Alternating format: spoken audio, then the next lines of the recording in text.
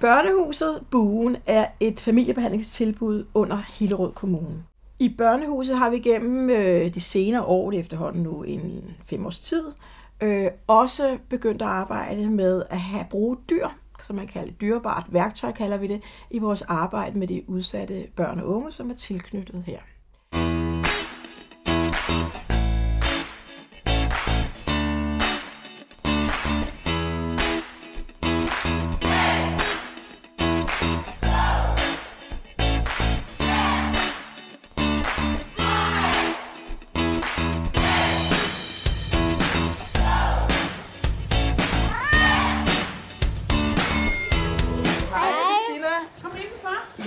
Du har bestilt til os. Ja, undskyld. Jeg tager glæsen. Jeg vil have den her. Hvem skal have hvad? Kylling til mig, Ja, kylling. Det med hestene startede egentlig med, at jeg jo havde heste. Og at de var placeret sådan hensigtsmæssigt for mig i nærheden af mit arbejde, så jeg kunne få dem mest brugt. Og det gjorde så også, at jeg tog børnene med ud til hestene, og de kunne klappe dem og få en lille ridetur og så videre. Og i det oplevede jeg, at der var noget helt specielt imellem børn og dyrene. Den omsorg, der var omkring, den empati, og de snakke, vi kunne have sammen omkring, hvad mon hesten mente her, og hvad var et godt hesteliv, og hvad var et godt børneliv. Så jeg blev rigtig meget nysgerrig på, hvad mon der kunne bo af muligheder i at bruge heste som en fast del af det arbejde, vi har i børnehuset. Noget af det, der kan være vigtigt omkring samarbejdet med hesten, det er for eksempel, at børn kan komme fra skolen af og har oplevet sig i en position, hvor de ikke har været velkommen hos kammeraterne. Måske er det reelt, eller måske har det bare været en tanke, de har haft. Hestene er i nuet, og de opfatter dig, som du er. Så kommer du ind ad døren, er opfarende og råbende, så vender hesten simpelthen hovedet væk og tænker, det har jeg ikke lyst til at samarbejde med. Så snart, at du bliver i ro, og du selv byder hesten velkommen og får opmærksomheden, så får du også en kvittering fra hesten af med det samme. Den vil straks vende hovedet og kigge på dig og se, er der noget, vi to skal sammen. Det er en rigtig fin ting at kunne bruge hos de børn, som nogle gange får en adfærd over i skolen, som faktisk får skubbet kammeraterne væk, i stedet for at få dem til sig, at se, at når jeg er på en særlig måde, så får jeg faktisk skubbet nogen fra sig. Og når jeg er på en anden måde, så opstår der en form for et samarbejde. Nogle gange kommer der direkte paralleller, som kan drages over i børnenes andet liv ude blandt deres kammerater.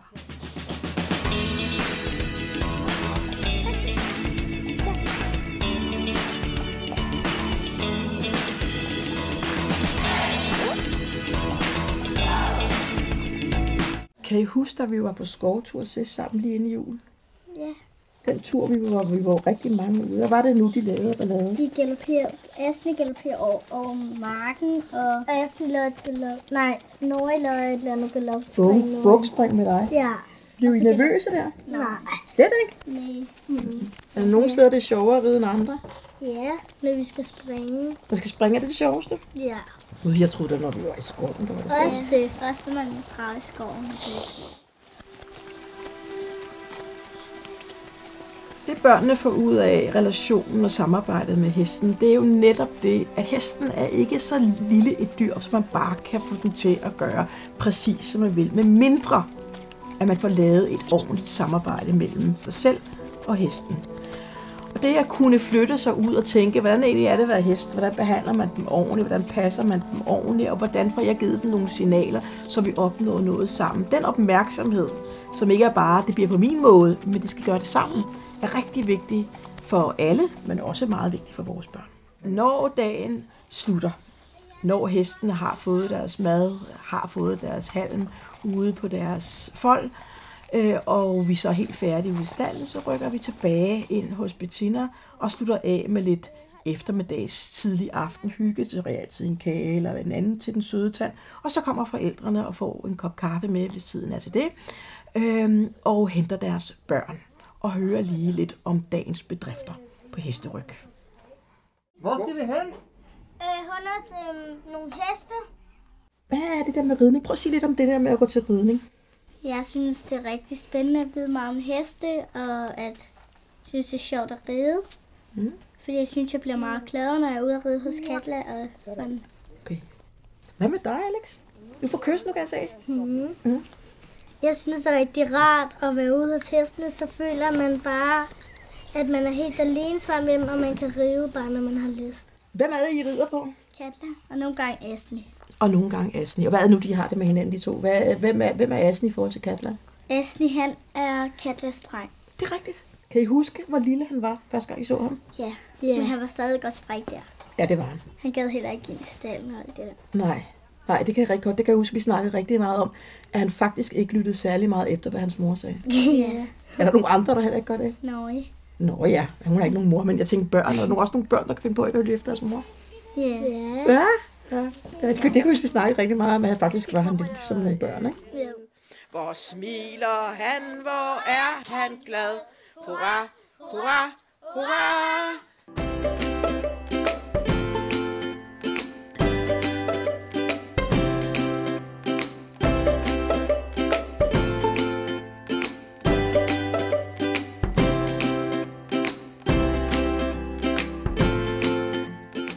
Det jeg ved om Molly, det er, at hun er en kollega til mig her i børnehuset. Hun er ansat til at være med i det pædagogiske arbejde med børnene og familierne her. Molly er en hund. Molly, hun er børnehusets hund. Det vil sige, jeg ejer hende. Men hun er castet til rollen som at være børnehusets hund. Gitte, hun fandt Molly i Grækenland. Og så kom hun her til børnehuset med Molly. På grund af, at børn de skulle lære. Og børn de skulle lære at være sammen med dyr. Og så skulle de også, så skal de også passe meget godt på hende. Og det Molly synes er rigtig irriterende, det er, hvis man går hen til hende og sparker hende. Det kan hun jo ikke lide, vel? Det dejlige med en hund, når man er barn, det er... Den kan lege. Ja, og når man har en hund, så er man ikke så ensom. Grunden til, at børn godt kan lide hunden, det er, så er man en ven at lege med derhjemme. Det er også fordi, at de er opdragsfulde og ret kærlige, og de holder meget ind, især når man leger med dem. Hvis man kommer herned efter skole, og man ikke har lyst til at tale med nogen, så kan vi bare lege med Molly. Den trøster en. Det kan mærke, hvis man er ked af det. Ja, så går den hen og gør sådan her. Så er det en retning. Sådan ikke? Ja, noget i den retning.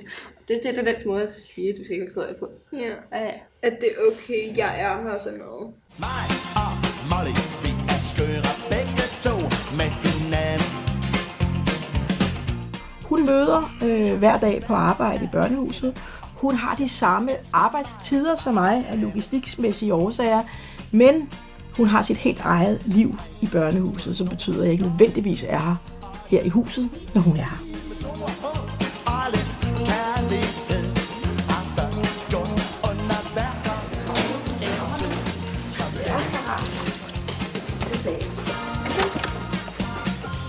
En gang var jeg ude at gå med Molly, og der gik vi lidt langt, men hun lavede 2 lorte lige foran mig selv. Så tissede hun op af mig. Men det heldige var, en af gangene tissede hun op af 3. Man har fundet ud af, at børns indlevelsesevne bliver meget bedre, hvis de er sammen med dyr. Og Molly, hun er rigtig god til børn, der måske har svært ved at snakke med andre børn, eller har lidt adfærdsproblemer. Der er Molly rigtig god til at berolige dem og lege med dem, og hun er bare så sød, Molly. Ja, de går ture med hende selv, fordi at nogle gange har de brug for at være lidt alene, hvis de har været lidt sure. Så kan de godt gå en tur rundt om børnehuset. Så får de en lille sludder med Molly, og hun synes bare, det er rart. Man har jo fundet ud af, at det er jo rigtig godt, at hvis du er i et rum alene, og der bare er en hund eller et hamster, eller bare det, at der er noget, en anden sans af et dyr, som lige kommer, lige siger hej, mens du laver lektier, eller er ked af det, så er de rigtig gode til at mærke, at du er ked af det og kommer og trøster dig. Det kan man godt se hernede. Molly kalder vi ikke en terapihund, men hun er en hund, som vi kan sige, vi kalder som et dyrebart værktøj i vores arbejde med børnene.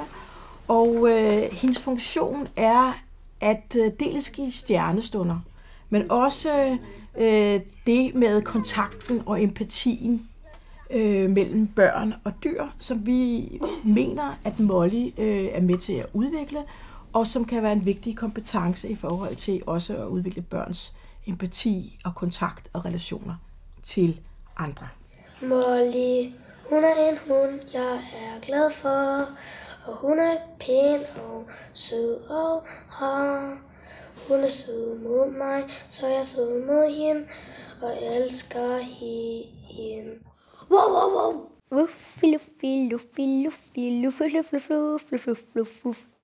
Altså jeg tror, at Molly er i børnehuset, fordi at dermed kan børnene sådan danne en relation til Molly.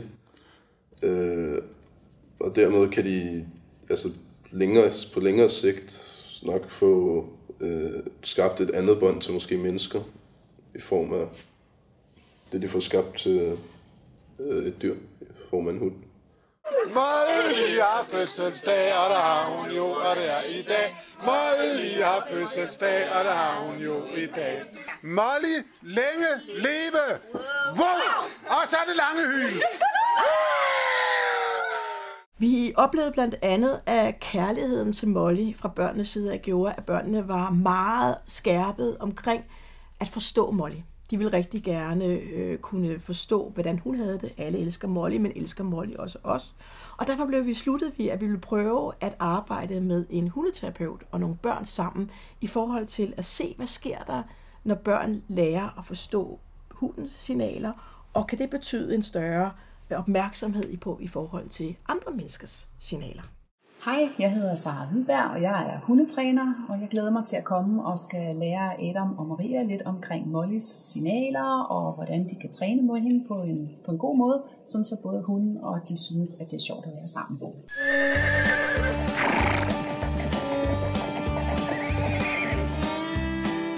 Efter vi i en periode har haft Molly og har brugt hestene i børnehuset som en del af vores arbejde, så opdagede vi jo, vi vidste, det var på et vist grundlag, at vi kunne se, at det var en rigtig god idé, men vi oplevede også, at det kunne noget, som vi egentlig blev mere nysgerrige på, at gå tættere på, og derfor besluttede vi at lave et decideret hesteterapiforløb, hvor vi købte os ind med en gruppe af børn ude hos Helena Tone. Da vi havde besluttet os for muligheden for rideterapi til en gruppe af børn, var det jo vigtigt at udvælge de børn, som vi tænkte kunne have rigtig meget glæde af det. Der var nogle forskellige parametre, som var vigtige, og blandt andet var det jo, at de alle havde en relation til dyr. De kiggede derhen og kunne forstå den og havde lystbetonet omkring det. Det næste, det havde, det var, at de alle har noget med relationen til jævnaldrende, også til andre voksne, som er et tema i deres liv. Det børnene har gået til, det er rideterapi, bliver det kaldt. Det er mere en hesteassisteret pædagogisk aktivitet. Ja, det handler om kontakt og sammenspil, kan man sige, i forhold til både med børnene og hestene og de voksne, der er omkring børnene. Det er jo sådan set lidt spændende, det vi skal i dag. Vi skal op og møde nogle heste, nogle specielle heste, ja. Og en speciel dame, en speciel ridelærer. Ja. Men jeg ved ikke så meget rigtigt om, så det bliver lidt spændende at se, hvad det er, vi skal lave. Ja. Vi skal ud til nogle heste. Ja. Og prøv at kigge på mig. Ved du, hvad vi skal teste lige nu? Et eller andet heste noget. Ja. Et eller andet, jeg elsker heste. Ja, hun elsker heste, og jeg har 4, så ja, det gør jeg. Hvor lang tid har du reddet mig? på 3 år. Du har reddet i 3 år. Maja var lidt ked af det, fordi hun havde glemt sine ridebukser og sine ridestøvler. Det er jo ærgerligt, så må man håbe, de har noget deroppe. Men så sagde jeg til hende, at i dag skal hun op og møde hesten. Ja.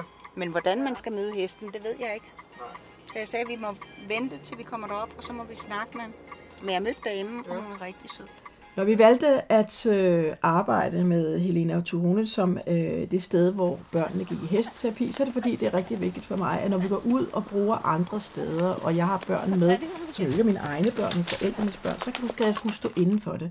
Jeg var ude og snakke med Helena og oplevede hende meget kvalificeret og meget både opmærksom og god i kontakten, som jeg var helt sikker på, at vores børn ville have glæde af. Samtidig havde jeg fået Helena anbefalet. Det vi går til, det hedder rideterapi. Hvad er det for noget? Det er, hvor man lærer at ride på en anden måde, man gør på en normal rideskole. Ja. Her er Monique. Hun har været rigtig glad for at deltage i forløbet. Hun har haft en lille smule anderledes forløb end de andre, ved det, at hun har haft senere fri fra skole.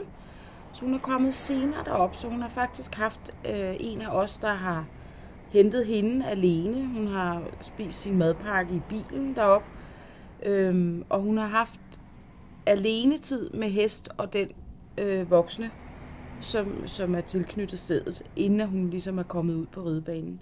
Som pædagoger så har vores opgave været at skabe en tryg ramme omkring det her forløb, børnene har gået til. Det har vi gjort blandt andet ved, at det er os, der har kørt børnene frem og tilbage. Så har vi lavet nogle små ritualer med nogle madpakker, de har fået, når vi har kørt på turen, som de har spist inden forløbet. Og så har vi været i baggrunden. Vi har ikke været en del af denne her terapi, og vi har også fået besked på at holde os i baggrunden. Men børnene har hele tiden været klar over, at vi var der.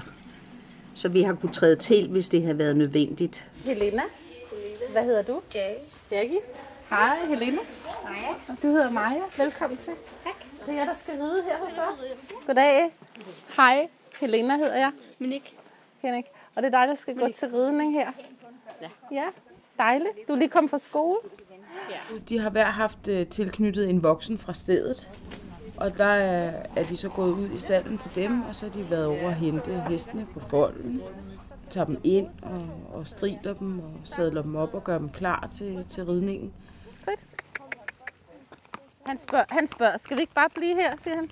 Og så siger du, nej, det skal vi ikke, nu skal du gå. Han skal kun gøre det, du beder ham om.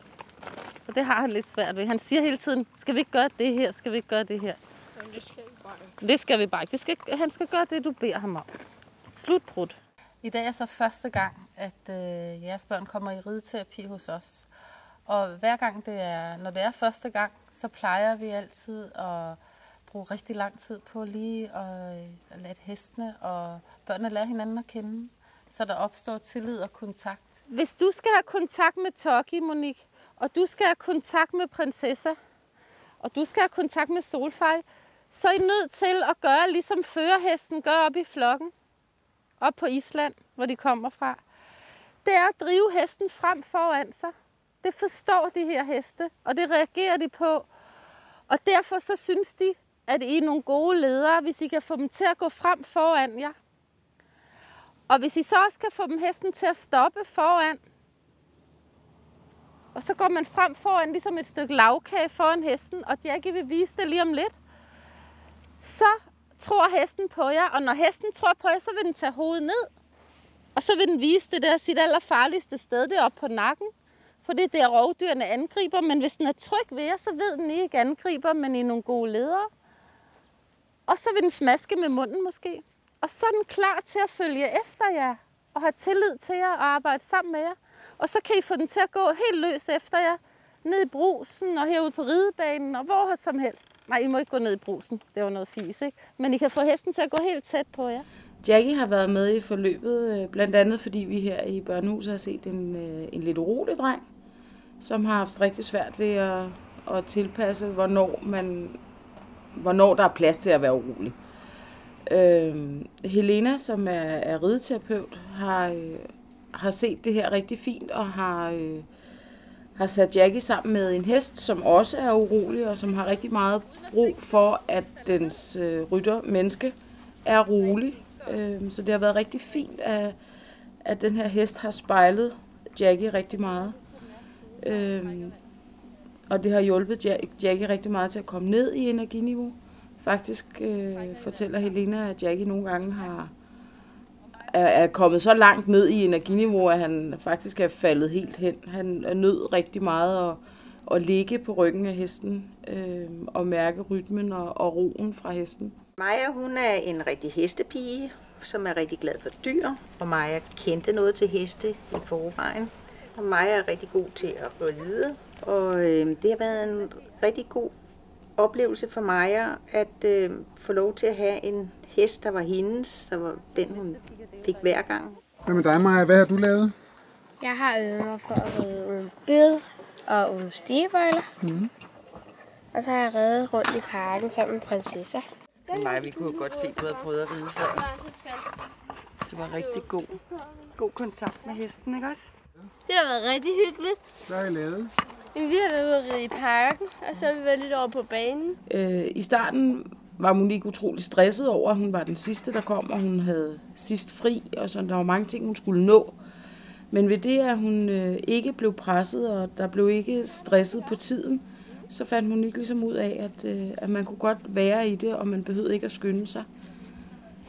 Og det tror jeg også, at Monique har kunne bruge i andre sammenhænge, ved det, at hun tit har mange ting, hun skal nå og stresse over. Det fede og gode ved at have reddet, det er nok at mærke vinden i håret, og man bare kan føle sig åben, og ikke tænke på alle de her mærkelige ting, som der sker i skolen. Det vi har lavet i dag, det er, at vi har lavet indledende øvelser, indledende tillid og kontakt, både til os som voksne fra børnene, og vi skal også lære børnene at kende og se, hvor er der styrker henne, hvad er det, de kan, og komme til at bygge på det, og hvor er det, de har udfordringer. Og jeg synes allerede nu, man kan se, altså der begynder at danne sådan nogle billeder af, hvor er det, vi skal ind og støtte det enkelte barn.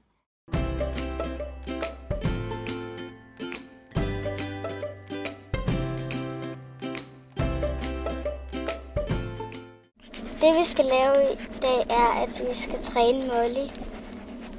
Mig og Adam, vi skal sådan lære, hvordan hun har det og sådan. Vores lille hundeskoleforløb handlede om, at 2 børn og Molly kom ud til en hundetræner og hundeterapeut, som dels trænede praktisk sammen med Molly, men der var også et arbejde med, at børnene skulle lære at genkende Mollys dæmpede signaler. Hvad var det egentlig Molly med sin krop og sin måde at tale på ville vise os, at hun gerne ville. De trænede dels jo med træning, men dels jo også at se på noget forståelse af, hvordan er det hunden signalerer til hinanden for at vise omverdenen, hvad den vil. Hej. Hej, jeg hedder Sara. Jeg hedder Maria. Hej Maria. Hej. Hvad hedder du? Du hedder Adam. Hej, og I har taget Molly med? Ja. Hej Molly. Hej med dig. Skal vi ind og træne dig lidt? Hvad? Skal vi det? Det er jo meningen, at vi skal lære hende sådan lidt forskellige ting. Men det er også meningen, at I skal lære lidt omkring hunde og hundesprog. Ja. Og høre lidt om, hvordan det er, man ligesom kan aflæse en hund, hvad den egentlig prøver at fortælle os, når den snakker til os, ikke også? At vælge børn, der skulle deltage i det lille forløb med hundetræningen og Molly, der kunne have været rigtig mange. Vi valgte 2 børn, som meget i deres dagligdag talte om Molly og talte om at forstå Molly. Vi valgte også ud fra, at det var børn, som nogle gange blev beskrevet som værende lidt hårdere og uden sådan hensyn til de andre i deres skole. Men hvor vi så, at empatien for Molly og blikket for Molly, det var rigtig stærkt. Så det var spændende at se, om det også kunne udvikles endnu mere, og de kunne være i stand til at give det videre. Og vi fik ret. 2 børn, som var rigtig gode til at se Molly, og som også var rigtig gode til at videregive det til de andre børn. Det vi laver i dag, det er, at vi har startet med lige at snakke lidt om Molly og nogle af de signaler, som hun sender til ungerne. Og så har vi startet en lille smule op på hundetræningen, stille og roligt, hvor vi har arbejdet med en lille smule øjenkontakt og bare lidt sit. Og jeg har planer om, at vi lige skal lave nu, det er, at Maria skal også lige prøve at have lidt øjenkontakt og så videre. Og så vil jeg prøve at lave en anden øvelse med hende, som hedder Puff i hånd, hvor Molly skal faktisk lære at dutte i hendes hånd på signal, på et tidspunkt i hvert fald. Men det er for at lære børnene lidt omkring deres timing, når de træner med hundene. Det er ret vigtigt, at man er lidt præcist, sådan så det er, at hunden forstår lige præcis, når den gør det rigtigt, frem for at man så først får forstærket meget senere i processen. De ved jo ikke, hvad det er, man egentlig vil have dem til. De kender heller ikke signalerne, så de er nødt til ligesom at få det skåret meget ud i pap. Hvad kan Molly godt lide? Godbidder. Hvad? Godbidder. Ja. Hundekiks. Hundekiks. Hundekiks, det er rigtigt. Hundesnegle. Hundesnegle. Hun er god at lege med, og hun er god at gå tur med.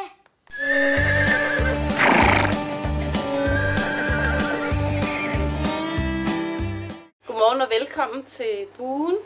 Og jeg er rigtig glad for, at det har kunne lade sig gøre, at vi har kunne låne Buen, børnehuset Buen, til den her neuroaffektive dag. Noget af det spændende ved det her projekt har jo også været, at vi har været så heldige, så vi har fået noget kursus omkring nogle af de der teorier, der ligger bag de her tanker om den her rideterapi. Da vi nu havde haft dels Molly en periode og arbejdet med vores egen tilgang til heste her i børnehuset, og vi samtidig også havde haft nogle børn i hesteterapi ude hos Helena Tone, der blev vi jo interesseret i at forstå, hvad var det egentlig, vi havde gang i på et måske lidt bedre grundlag, og har blandt andet interesseret os lidt for, hvad er det, der sker ude nationalt og internationalt i forhold til brugen af dyr i arbejdet med børn og unge. Jeg hedder Hette, og jeg er pædagog og ansat her i Buen, og jeg kommer en gang om ugen ud hos Helena med en gruppe på 4 børn sammen med Camilla, som går i hesteterapi, og de er der på 3. måned nu. Så jeg kommer i dag, fordi jeg er interesseret i at få noget teori bagved, hvad er det, vi kan med det her. Min tanke er at bede jer om at sætte jer sammen 3 og 3, og så tale om, hvad er jeres formål med rideterapi, og hvad er det, I synes, hvad er det for nogle redskaber, I bruger til det? Vi vil rigtig gerne gøre ham rolig og lave en masse tiltag for at gøre ham rolig, men jeg tror, det bliver først brugbart, når han selv mærker, hvilken forskel der er. Og det gør han i spejlet i hesten, hvor han ser uroen, han ser også roen, og han vil gerne opnå roen hos hesten. Han vil også gerne se sig selv. Ja, og derfor så opnår han jo også, og der bliver det jo fint, at han så kan løfte op og se, men hvad er det, hvordan har jeg det så? Ja. Det I gør, det er, at I bruger hesten til at lave koregulering. Altså der, hvor man i al mulig anden pædagogik, altså uden firbenede pædagoger, så gør man det, at man bruger mennesker til at koregulere. Og det skal man jo også kunne. Altså det er et mål, at der skal være en overgang fra den firbenede pædagog til de tobenede. På det her kursus fik vi stiftet bekendtskabet med de neuroaffektive kompasser. Hvis vi tager i forhold til Maja, så er kernen jo i det her, at Maja får nogle sansemæssige oplevelser, og at de kommer til at hænge sammen med hendes følelser, at det er derigennem, at med forskellige sanseoplevelser, at hun så kan arbejde med sine følelser. For mig eller for os her i børnehuset er det jo altid lidt vigtigt at forstå, hvad det er, der sker omkring os, når vi bruger de forskellige værktøjer. Hvad er det? Hvordan er det, de virker? Så det at gå til en kursusdag i det neuroaffektive var også en tilgang, hvor vi prøvede at se, hvad er det egentlig, det her det kan. Og når vi valgte det neuroaffektive som en egentlig kursus, som også en af pædagogerne senere er gået på lidt mere på, så handlede det om, at det var noget af det, som det hesteterapisted, som vi havde brugt, lænede sig rigtig meget opad. Og den tilgang, vi har til rideterapien, det er den neuroaffektive tilgang. Og sådan helt kort sagt, så betyder det, at man møder børnene der, hvor de er på deres følelser, og ikke så meget på sprog og intellekt. Det er mere på følelser, anerkendelse og sanser. Det er centreringen omkring det. Selvfølgelig bruger vi også sprog, men mange børn de har fået masser af sprog, masser af samtaler, masser af intellektuelle, mentale ting. Så vi har vægten der på det følelsesmæssige.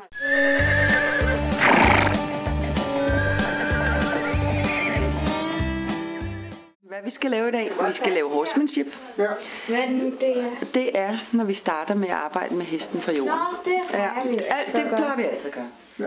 Og prøv at fortælle, hvad det er, Maja. Det er, hvor man står inde i en ring-agtig, hvor at hesten så skal stå ude i siden, og så skal man så have en pisk, og så stiger man skridt, og det er noget, man hele tiden gør, også når man er oppe på hesten, når den skal gå, og når den skal stoppe. Men når den skal i skridt, så laver man med prinsesse, hun er sådan lidt, ja, hun kan ikke så godt lide fiske, så hende skal man lige bare lige give et hurtigt, og bare lige sådan langsomt et hurtigt, og så tage den væk. Og så går man fremad, og så når man skal stoppe hende, siger man bare fordi det forstår hun. Skal du finde balancen? Jamen, jeg kan ikke komme op, for jeg glider. Nej, du kan godt. Og du kan bare holde i mig. Men jeg glider. Prøv igen. Vil du ikke? Jeg kan ikke. Nå.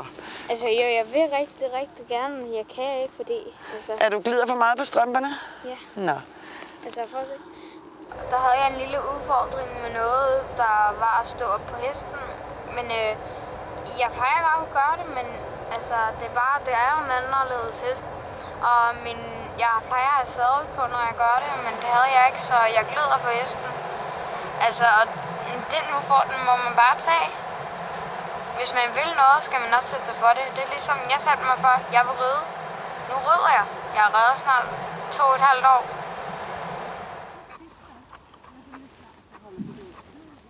Maja, var du god. Kom. Var du god. Jeg er vant til at stå op, men... Må jeg slippe dig? Hvad siger du, Maja? Ja, så stopper du hende. Så siger du bare hå og kommer herind. Sådan en hesteryg, den er meget glat. Det er ikke så nemt at sidde deroppe. Hvad skete der, Maja? Hvad var det? Slog du dig? Var det fordi, at det var lidt hårdt at trave? Nej. Kom du ind i noget, eller hvad? Det ved jeg ikke. Jeg var lidt ulykkelig. Og du har nok fået krampe, tror jeg. Jeg havde ikke på midten, når jeg sagde det til hende. Blev du lidt bange så? Nej, det var bare, jeg var ved at falde af. Ja. Og så er jeg gammel på midten, og begyndte bare at tage hurtigere. Og ved du, hvorfor det skete? Fordi nu fik hun er sådan lidt... Hun er jo førerhesten, og så ser hun lige... Hende der, det er hendes fjende nummer 1. Prøv at se, de sparker hinanden ude på folden, ikke? Så hun lige den der hest der, så tænker hun, jeg skal bare være forrest. Der er jo en talemåde, der siger, at når man falder hesten, så er det vigtigt, at man hurtigt kommer op igen. Og det er nogle gange lidt lettere sagt end gjort. Ikke sådan bogstaveligt at falde af og så op, men man bliver jo nogle gange bange for sådan et stort dyr. Og alt samarbejde er svært. Også tit med dyren, som kan jo have sine egne interesser. Det, der kan være rigtig gavnligt i et hesteterapeutisk forløb, det er, at der lige præcis netop er nogle kompetente mennesker omkring, som fanger angsten, og fanger det, at det kan blive til en succes, at man faktisk overkommer og kommer videre, og pludselig får en erfaring med, det her var svært. Jeg blev simpelthen så bange.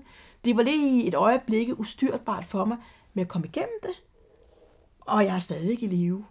Den erfaring skal man have rigtig mange af i livet, for at kunne ikke stoppe op, hver gang der kommer en forhindring. Og lige præcis i et hesteterapeutisk forløb, når man har hesten, som man rigtig gerne vil være samarbejdspartner med, og det så lige der bliver, og man så kommer igennem på den anden side, så er det faktisk rigtig flot, og en rigtig god erfaring at få med sig. Det dejlige ved at være sammen med en hest, det er nok, at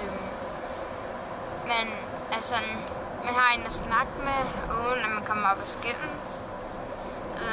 Man slapper ligesom helt af i kroppen, i stedet for at stresse over, hvad alle andre tænker og mener, hvad alle andre gør. Og så især, når man er i lige præcis den alder, som jeg er nu, så er det rigtig svært at lade være med det. Så det er bare, det er helt vildt svært at forklare, men når man er ude at heste, så er man ligesom bare sig selv.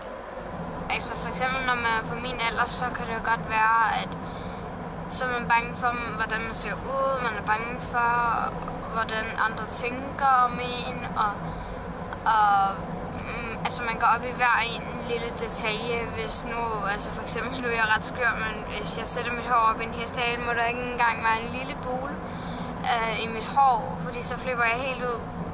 Og det er bare fordi, jeg er bange. Jeg er bange for, at der er nogen, der siger, hvor ser du klar mod, eller et eller andet. Men man skal bare være sig selv. Selv har jeg fundet ud af, og det fandt jeg først ud af, da jeg kom ud til min egen heste, for eksempel, og der, hvor jeg rider nu, og alle de andre steder, fordi at der er lidt lige meget, hvordan man ser ud. Der ser jeg helt forfærdeligt ud nogle gange, men fuck det, man kan ikke gøre for det.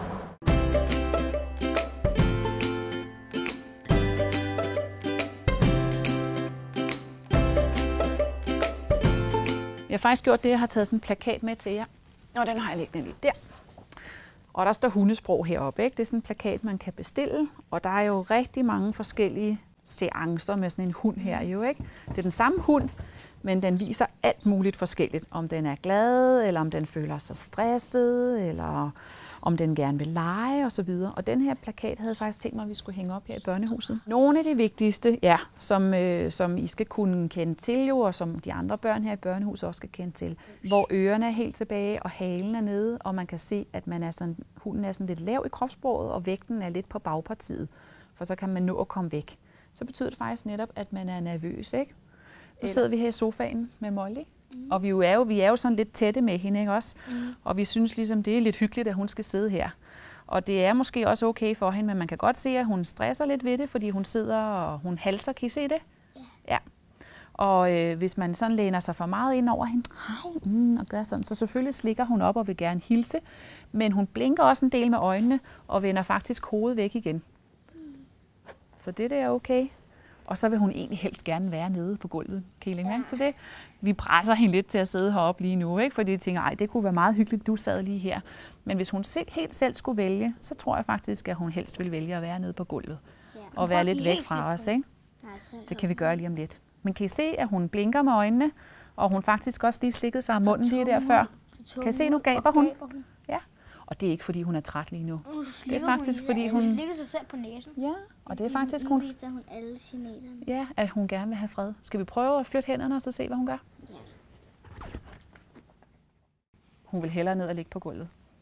Kan I finde et godt sted herinde i børnehuset, hvor vi kan hænge den plakat op? Ja, der er meget. Vil det være et godt sted? Er der mange børn, der kommer der og kigger og siger hej? Ja, de leger der. Det gør vi. Sådan der.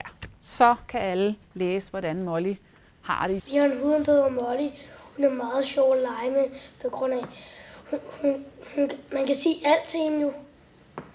Hun sladrer ikke om noget.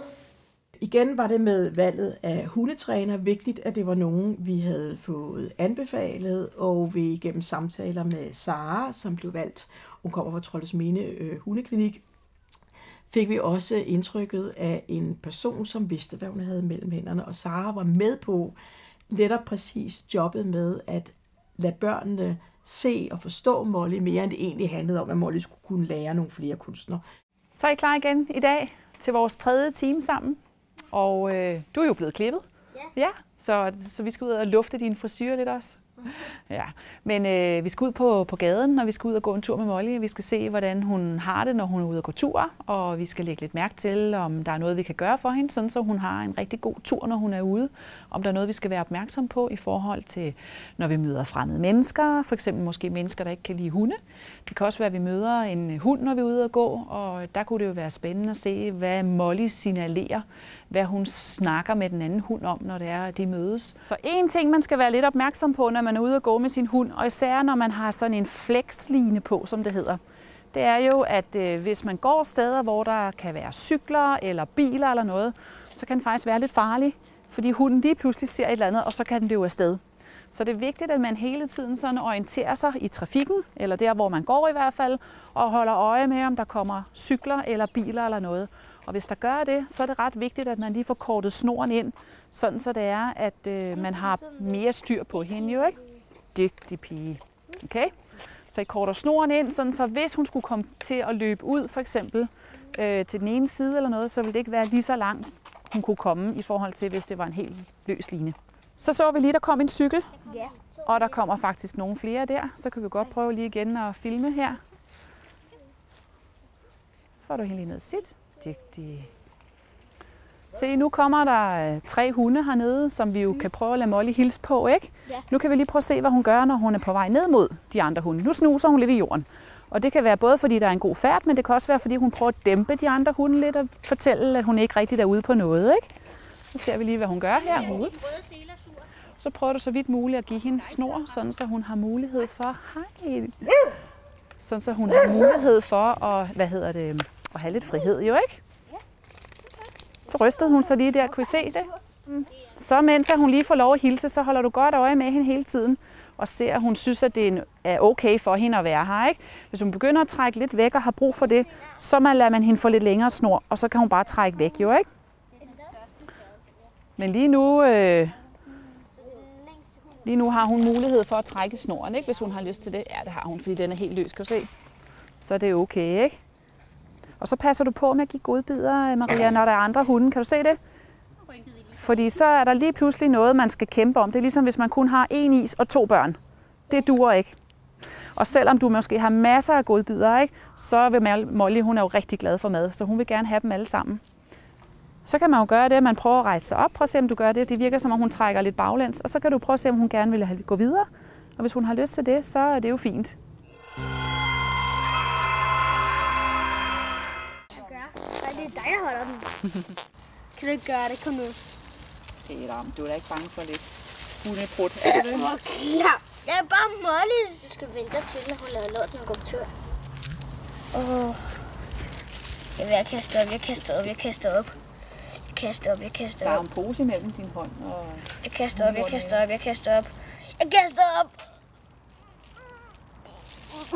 kan ikke gøre det. Jo. Nej, jeg gør det simpelthen ikke. Skal du da lige samle den op, så går vi hjem mod børnehuset igen. Nej, jeg gør det ikke. Kom nu, gør jeg dig.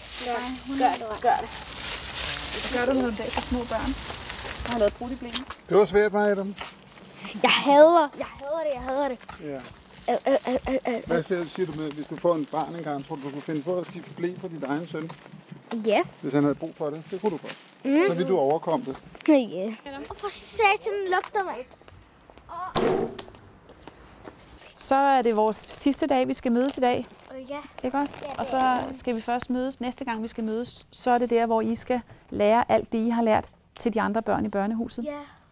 Ja. Er I klar til det? Selvfølgelig. Det er godt. Hvad med dig, Maria? Er du klar til det? Ja, det er jeg. Ja, det bliver godt. Jeg tror, det bliver rigtig godt for Molly også, at I får fortalt alle de andre i huset her, hvordan de skal være, når de er sammen med hende, jo ikke?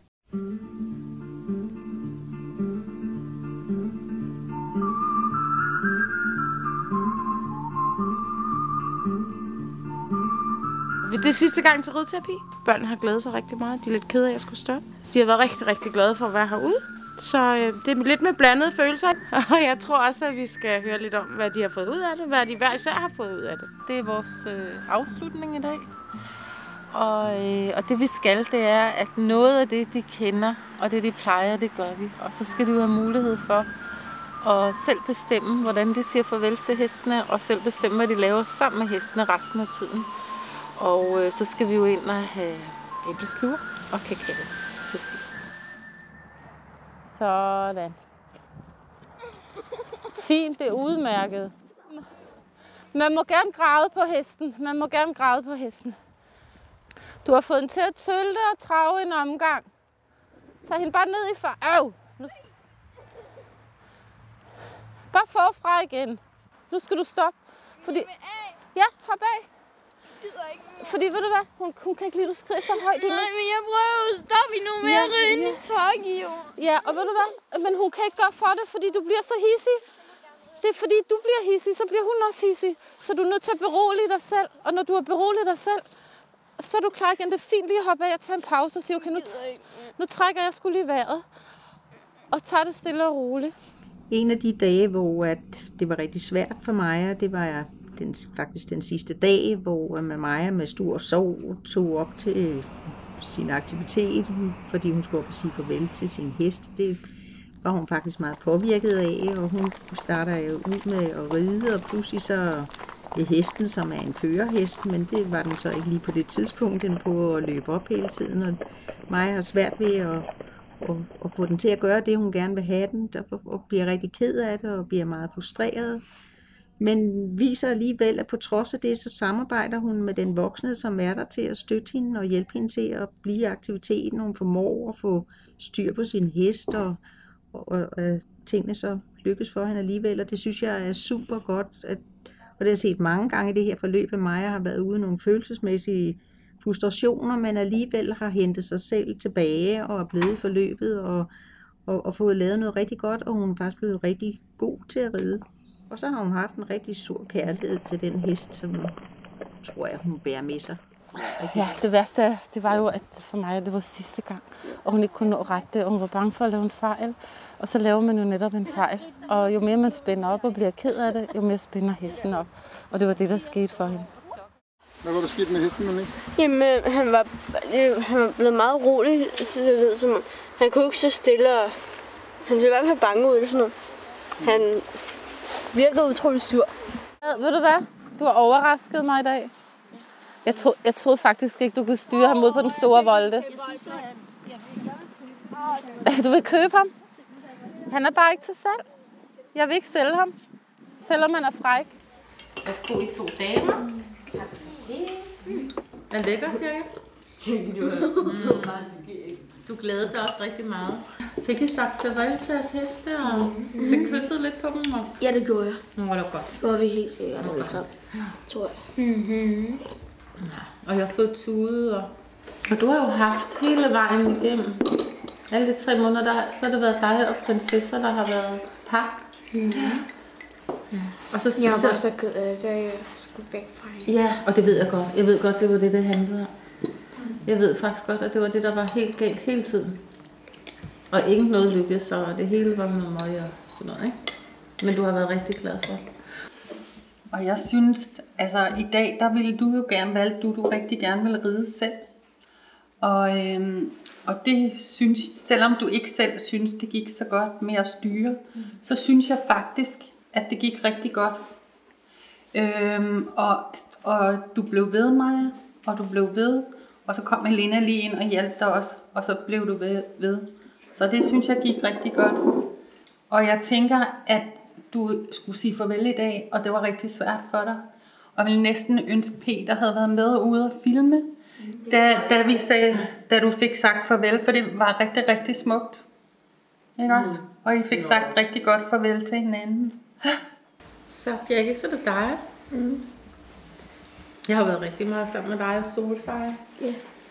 Og du har fået noget af en udfordring. Du har fået den allermest ukoncentrerede og urolige hest, og en værre ballademager er han også. Ja. En værre ballademager er han også. Og ham, og det du har gjort for at få ham til at falde til ro. Hvad er det, man skal gøre, hvis man skal have hesten til at falde til ro? Bare være så rolig. Man skal selv være rolig. Og det er det, du har været så god til. Ja. Og så synes jeg, at det har været sjovt og skønt at være sammen med dig. Det har været hyggeligt at være sammen med dig hele livet. Tak skal du have. Det var bedst lige ved, om det var, han var lidt fræk. Ja, han er en fræk en. Ja. Og alligevel ville du købe ham. Jeg synes, det har været rigtig godt. Så hvad synes du har været godt ved at komme her? Hvad synes du har været det bedste? Jeg tror, det var ham. Jeg synes i hvert fald, du har fået en meget bedre koncentration. Du har også forstået at tolke lidt bedre, hvorfor det er, at han tager hovedet ned nogle gange, og hvorfor det er, at han gør de ting, han gør. Så er du også bare rigtig god til at hygge om ham. Har I noget, I vil sige til os? Jeg kommer til at savne dig. Det kan være, at vi ses igen jo. Ja, jamen, så skulle jeg lige se. Jeg havde faktisk en lille bitte ting til jer. Og det rideterapi, det kan, det er, at man kan arbejde med de her, for eksempel med sanserne, og at børnene bliver bevidste om, hvad det er, de sanser, og man også kan inddrage følelserne, så der kommer til at være en sammenhæng mellem det sansede og det, man føler. Der kan nogle gange være noget, børnene har oplevet sådan sansemæssigt, som bliver tolket på en måde, og der kan man sige, at igennem rideterapien, så kan man arbejde med, at der kan være flere fortolkninger, at de børnene kan få nye fortolkninger af det her, de oplever.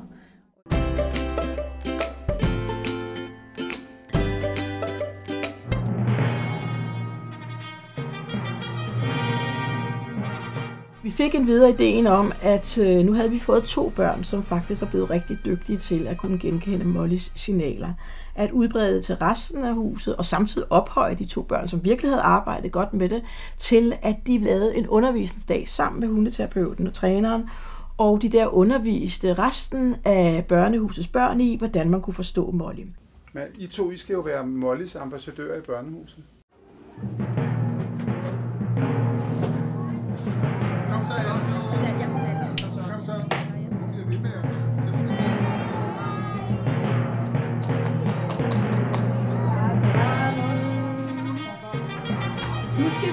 udnævne de 2 børn, der har gået til træning nede hos Sara, til Molly-ambassadører. De skal fortælle, hvad hunde, det er et eller andet, jeg ved. Hvad er det for noget, de skal? Med hunde, med det der lærer Molly et eller andet, eller de skal vise hundetræning. Ja, hundetræning.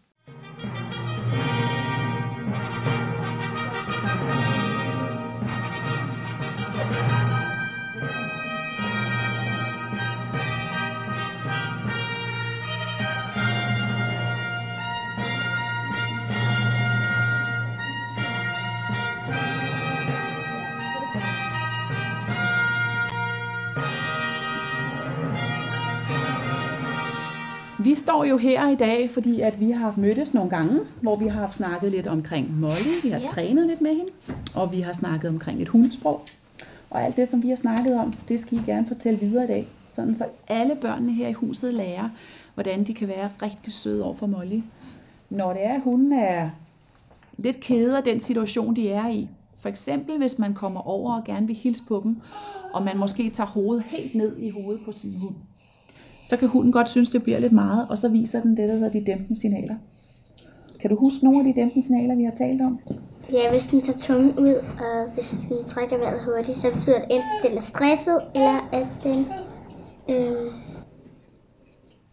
det kunne i hvert fald sveder, eller et eller andet. Ja, hvis den halser, så er det enten fordi den sveder eller stresser. Eller også så er det bare på grund af, at den gaber. Ja, hvis den gaber, kan det være et dæmpende signal, ikke? Eller hvis den er lige vågnet, så betyder det ikke så meget. Så betyder det ikke så meget. Kan I huske, hvad der var? Der var lige en anden ting, man kunne tænke over, også når man kælede med en hund. Det har noget at gøre med, hvor lang tid man skulle gøre det. Det var 5 sekunders reglen. Ja. Man kan være der i 5 sekunder, og så tæller man 5 sekunder ind i sig selv. Når man kæler hende? Ja, og så giver man slip. Og hvis hun stadigvæk bliver, så kan man godt kæle 5 sekunder mere. Ja. Skal vi så ikke slutte af med at synge vores sang? En hund med 4 poter, en på hver sit ben. Bagpå sidder halen fast og vipper. Forrest sidder snuden, og når man rører ved.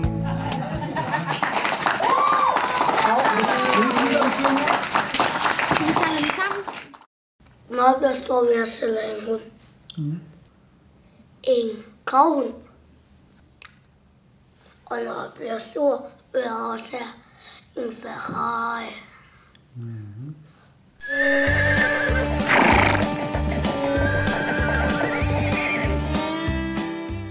Det vi skal i dag, det er, at vi skal ud og ride en tur i skoven her et år efter, at børnene har været i hesteforløb op. Og så skal vi have lavet nogle gode billeder til vores film, og så skal vi snakke lidt med børnene om, hvordan det har været at være med i det her hesteforløb heroppe.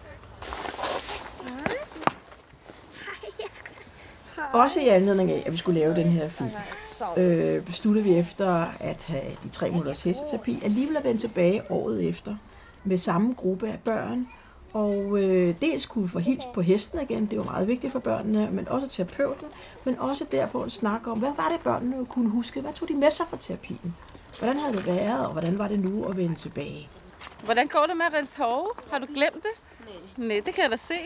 Var det nummer 4 allerede? Ja, det er nummer 4. Det er nummer 4. Hold fast. Oj, du sidder og holde fast. Jeg har prøvet at snuppe den. Det er nemlig det helt rigtige. Ja, hesten hedder Stjerner, og jeg har glædet mig rigtig meget til at komme ud og ride. Jeg rider normalt på hesten, der står lige over på den anden række herover, som hedder Prinsessa. Men hun er førerhesten sammen med Stjerner, og Stjerner er nemme at styre i skoven, så jeg får Stjerner i dag. Så det glæder jeg mig meget til. Jeg glæder mig til at ride på Solfej.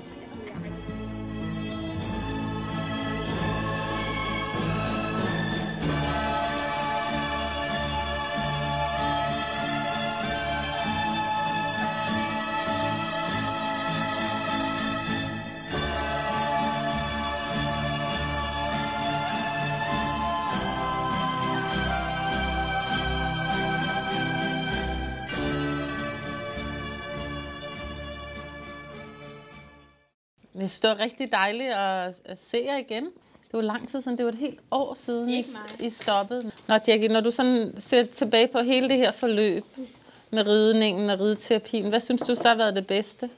Med dig og Solfej og... Og få ham og ride. Og for Solfej? Ja. Hvordan har du det med Solfej? Hvad er han for en slags hest? Jeg tror altid, han skal med. Ja, og hvad gør han så? Så begynder han at smaske. Ja. Og er han god til at koncentrere sig, den hest, du har fået, synes du? Nej. Hvad gør du så for at få ham til at koncentrere sig?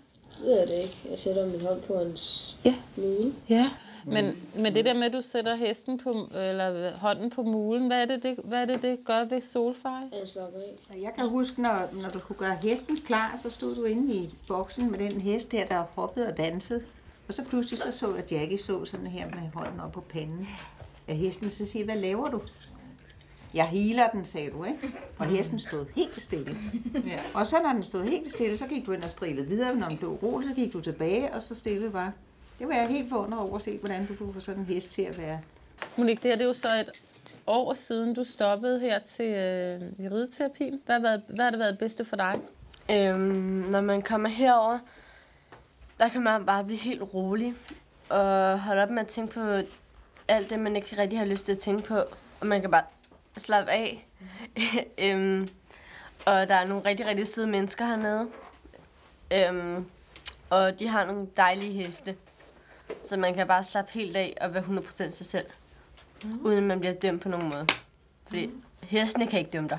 Så Maja, hvis nu der skulle starte nogle helt nye børn her i rideterapi, hvad vil du så sige til dem? Hvad kan de få ud af at komme i rideterapi? Hvad kan de lære om sig selv? Altså, for eksempel... Altså, jeg har meget svært ved at finde venner, fordi jeg er bange for, at de bagtaler mig, og jeg bliver meget hurtigt jaloux på dem, hvis de finder nogle nye. Og derfor er det meget nemmere med dyr, og især heste, som hjælper en til at komme videre med det, og de har hjulpet mig med at tro på, at der er faktisk nogen, som jeg godt kan stole på. Og altså, de kan hjælpe mange børn, fordi jeg tror, der er ret mange børn, der har det sådan, at de ikke rigtig har nogen venner, fordi de er bange for, at de bagtaler en. Og en hest kan ligesom ikke bagtale, så det er sådan, ja, det er sådan lidt. Og så hjælper de meget en til at, at slappe af og få ro, og ikke være så sur hele tiden, ikke være så stresset, ikke være så meget op at køre og sådan noget, alt sådan noget. Det var rigtig godt lige at høre fra jer hver især, hvad I har fået ud af rideterapien. Og nu er det jo gået et godt stykke tid, og I er blevet højere, og der er sket meget i jeres liv. Men det der med, at I hver især har haft nogle ting også at slås med, og I har kunne bruge hestene til det, det er også det, der er meningen med rideterapien. Jackie, du havde det der meget uro, og du er faktisk blevet lidt bedre til at få styr på det. For ellers så kan man ikke ride, hvis ikke man er rolig. Men du lærte hesten at være rolig, og du blev selv rolig. Og det var rigtig, rigtig godt for jer to. Ja. Det er i hvert fald en af de ting, jeg har lagt mærke til ved dig. At det er noget af det, du har fået ud af det. Og så kunne jeg også se, at du lærte at slappe af, som du selv også har snakket om. Ja. Og du kan sige, når nu slapper vi af, så slappede jeg af. Så har du også lært en anden ting. Og det er, at du er blevet bedre til at koncentrere dig i det forløb. Du kan koncentrere dig så meget, så du kan komme op og stå på hesten. Og det er jo helt vildt. Ja. Og man skal også koncentrere sig, når man skal lære at holde i tøjlerne, lære at stoppe hesten, lære den at gå frem. Og alle de ting, det må du faktisk lære, fordi du har koncentreret dig. Du har haft allermest prinsesser, ikke også, Maja? Mm. Og hvad er det der? Hvorfor er det, at det blev jer to? Og hvordan er det gået? Hvad er det, der er så godt ved hende? Altså, prinsesse, hun er en ballademager. Ret meget. Og derfor tror jeg, at det passer godt til mig, fordi hvis jeg fik en stille og rolig hest, så lærte jeg ikke noget af det. Og hvis jeg fik en stille og rolig hest, kunne jeg ikke få mig selv ned på jorden igen. Fordi hvis jeg bare fik en stille og rolig hest, der bare gjorde lige præcis, hvad jeg sagde, kunne jeg jo bare være lige så ophidset, som jeg havde lyst til, uden de gjorde noget. Men prinsesse, hun siger fra, hvis man kommer til at gøre noget forkert. Og det er det, jeg havde brug for. Og derfor er prinsesse et rigtig godt match med mig. Fordi at, ja, vi passede bare rigtig godt sammen, og vi har et rigtig stærkt bånd nu, efter det år, der er gået. Og jeg behøves kun gå 10 skridt, så følger hun efter mig, og så smasker hun allerede. Og hun hører bare efter hele tiden, så man skal bare lære hende at kende, og så er hun en fantastisk hest. Så har vi Monique. Og det, jeg synes, jeg kan se, der er sket med dig, det er, at du er faktisk også blevet lidt bedre til at holde fokus på de ting, du skal. Nogle gange der i starten, så kunne du godt være sådan, så var du meget forvirret, så var du det ene sted, så var du det andet sted. Nu er det som om, at når du skal det der med hestene, nu skal vi strile, nu skal vi sadle op, nu skal vi blive færdige. Og for at få hesten til at gå, så er du nødt til at blive ved den. Og så er du nødt til at fortælle, hvad den skal gøre. Så du er blevet bedre til at holde fokus. Så det skal du jo tænke på. Det kan du tænke på i andre sammenhæng også. Hvordan gjorde du det med hesten, når du skulle have det til at lykkes? Det var at gøre én ting ad gangen. Så det er i hvert fald en af de ting. Og så tror jeg, du er blevet lidt bedre til at tro på dig selv. Og som du selv var inde på, at du har nogle steder, hvor du kan gå hen og være glad og fri, hvor du ikke skal tænke på alle de udfordringer, eller hvis man har nogle problemer. Jamen, så kan man slappe af sammen med hesten og kæle med den og hygge sig med den. Så det er sådan et fristed. Så det er i hvert fald nogle af de ting, jeg kan se, du har fået ud af det. Jeg har faktisk en lille ting til jer, fordi I har været så seje og dygtige her i rideterapien. Ja, selvfølgelig har vi det, vi jo også. Ja, det er det. Og sidste år til jul, der fik I også en lille juleting, så den der. Værsgo. Tak. Formålet med at lave den her film er allerførst vores egen egoisme i forhold til at blive klogere på, hvordan vi kan videreudvikle og forfine vores arbejde med børn og dyr, for det vil vi helt sikkert fortsætte med.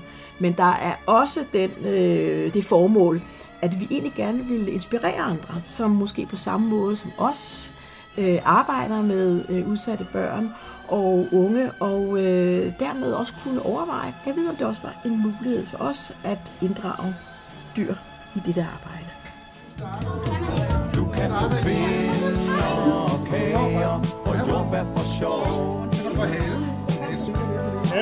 Men der er intet så skønt som en buffet i vogn.